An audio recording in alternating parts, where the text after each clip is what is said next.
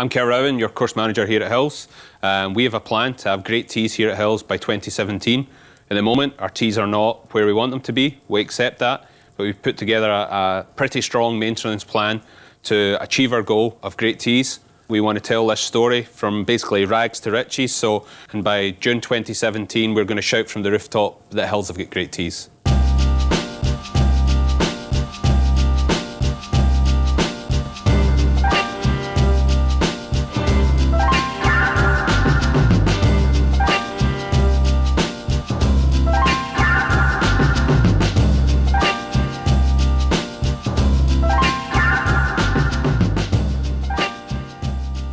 So here at Hills, we have 67 tees on average on every hole.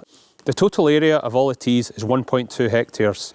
The grass species is creeping bent with a little bit of poa. Constructed underneath them is a sand cap layer, 200 mil, and it'll let the water get away quite freely.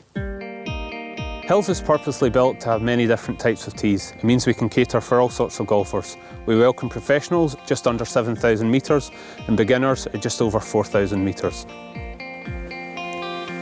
80% of the golf played here at Hills is played off the regular members tee. It means that the tees like this take about 80% of the wear.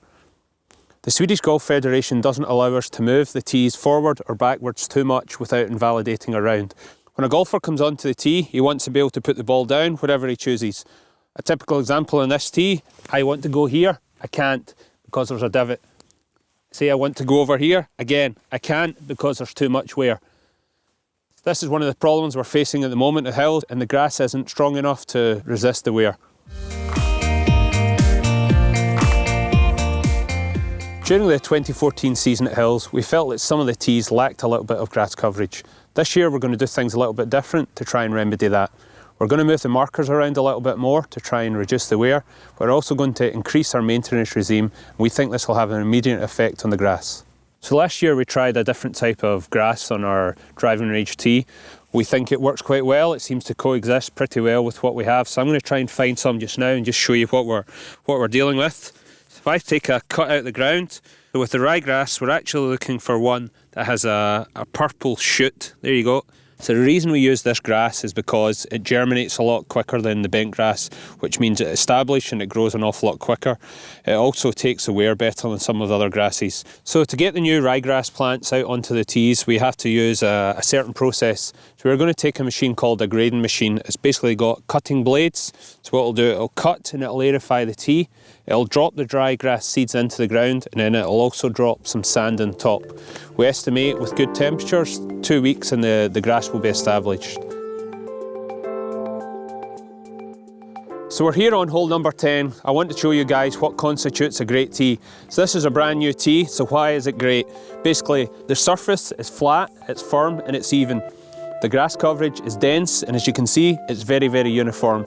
There's very few divots on this tee. So what we want to do, we want to try and mimic this out on the golf course.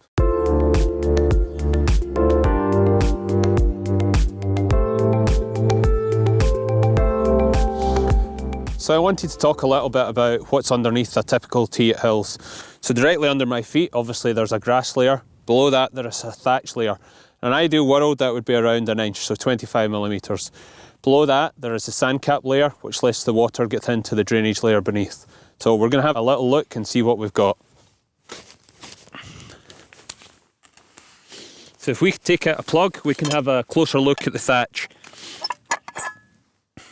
So if I take my ruler here and just measure down to where it meets the sand cap layer, it's actually around 60 millimetres, so it's probably even more than what we thought. So at the moment, this is too thick. Not only is the thatch layer too thick, but it actually contains too much thatch in the layer. So basically what that means is there's too much fibre in there, so there's too many roots, there's too many shoots, and it's restricting the water movement. The problem this will give us at Hills basically is the tops of the tees will come a little bit spongy and they will come a little bit soft. This then creates more problems with wear. It won't tolerate the wear the same, but also through the winter period, it means that the tees are going to be more prone to disease. So we talked previously about giving the tees a fast start to 2015. We're going to do this by using the grading machine, which will slice up the ground, drop the seed, then put sand behind.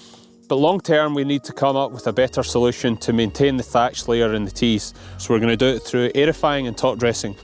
This is a tine from the aerifying machine, which will come in and create a hole in the ground. It'll dilute the thatch. It'll also mean that we can get some top dressing sand down into the holes. After that, we'll take a little bit of sand. This would mimic how it would come out the top dresser, so some of the sand will go down the holes. After that, we'll bring a mat just to smooth it all off and firm up the surface. We'll top dress the tees on a regular basis. The grass will get stronger and denser, and the tees will get firmer. The resistance to wear will increase, and the divots on the tees will recover faster. The wear will generally affect the tees less when the surface is firmer. Over the next 2 years, you guys are going to see a gradual improvement, and I believe by June 2017, we're going to have great tees here at Hills.